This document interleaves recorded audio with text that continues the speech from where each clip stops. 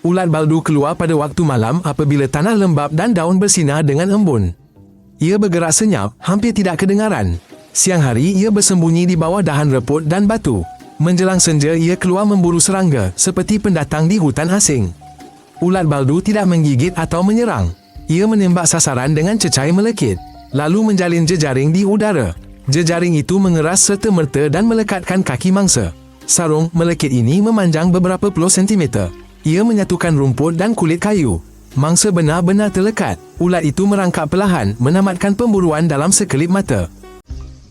Cacing baldu kelihatan seperti tiup pusam, panjangnya beberapa hingga 10 cm. Di sisinya ada puluhan kaki lembut dengan cakar kecil dan pat melekit. Ini membolehkannya berpaut pada kulit kayu dan daun basah. Kulitnya dilitupi benjolan kecil, menjadikannya kelihatan baldu dan tidak berkilat. Warnanya biasanya coklat atau zaitun untuk menyamakan diri dengan lantai hutan. Di kepalanya terdapat antena yang boleh bergerak dan mata ringkas. Berdekatan tersimpan 2 tiup pendek yang mengeluarkan gam. Badannya disokong oleh tekanan cecair dalaman. Ini menjadikan pergerakannya lancar dan yakin. Cacing baldu mengangkat bahagian hadapan badannya. Ia pantas menggerakkan tiup-tiupnya ke sisi. 2 jet cecair dilepaskan, bersilang dan membentuk zigzag di udara. Sesungguhnya membantu mengukur jarak dan arah. Ia sengaja menjahit benang di atas mangsa. Gam mengeras dengan pantas. Ini melekatkan serangga ke tanah atau kulit pokok. Selepas itu, ia menusuk bahagian lembut mangsa. Ia menyuntik air liur berenzim. Tisu dilembutkan lalu isi kandungan diminum. Cengkerang keras ditinggalkan kosong. Apabila makanannya selesai, ia menjilat benang kering. Ia mengumpul bahan untuk buruan seterusnya. Ini adalah cara penjimatan bagi pemangsa hutan. Cacing baldu hidup di hutan tropika dan sederhana di Amerika Latin, Afrika, Asia, dan Oceania, serta di tempat lembap dan gelap. Ia bersembunyi di kayu reput, lumut, bawah batu, dan lapisan daun tebal. Stigma pernapasannya tidak tertutup, jadi udara kering cepat menghilangkan air dari badannya.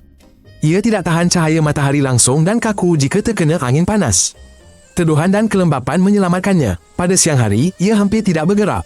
Pada malam hari, ia perlahan meronda kawasan, meraba jalan dengan sesungguhnya. Selepas hujan, aktivitinya meningkat mendadak. Ini kerana lebih mudah membuang lendir dan mangsa juga keluar. Cacing baldu dari cabang purba, mirip Lobopodian lama. Badannya berfungsi seperti hidrosistem. Tekanan dalam badan mengekalkan bentuk seperti balon air. Jadi, ia tidak perlukan rangka keras. Gamnya campuran protein dan gula. Airnya menguap ke udara. Gentian gam cepat mengeras dan tegang. Bagi manusia, ini selamat dan boleh dibilas air. Namun, ia kunci kukuh untuk serangga. Ia bernafas melalui tiup halus di sisi. Tiup ini sentiasa terbuka. Jadi, kelembapan adalah perisai dan kelemahannya. Bagaimana anda namakan serangan ini? Gam sarang atau gam harpun? Nyatakan di komen. Cacing beludru mengejutkan dengan pembiakannya. Pada sesetengah spesies, jantan meninggalkan titisan sperma pada kulit betina.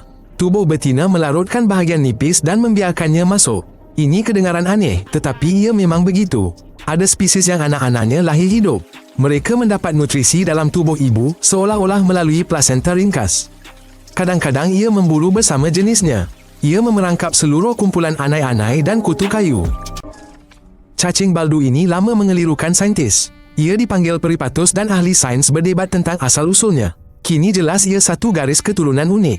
Ia bertahan sejak lautan purba dan telah menguasai daratan. Jejak kaki serupa ditemui dalam artifak purba. Ini penting untuk memahami bagaimana haiwan keluar dari air. Biologi menghargainya kerana gabungan kesederhanaan dan kaedah memburu unik. Setiap spesies baru membawa kejutan kecil. Cacing baldu bergerak perlahan dan hampir senyap. Ini cukup untuk menangkap mangsa dengan gam pada waktu malam. Mangsa tiada peluang melarikan diri.